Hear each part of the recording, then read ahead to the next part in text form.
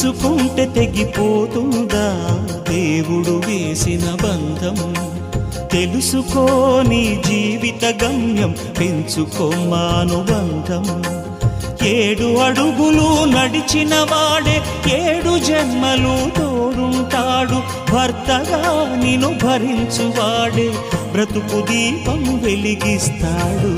అతని హృదయం నాటి చరామి, అగ్నిహోత్రమే అందుకు హామీ.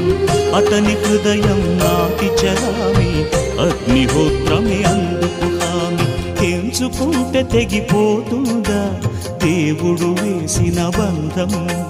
తెలుసుకో నీ జీవిత గమ్యం, పెంచుకోమానుబంధం.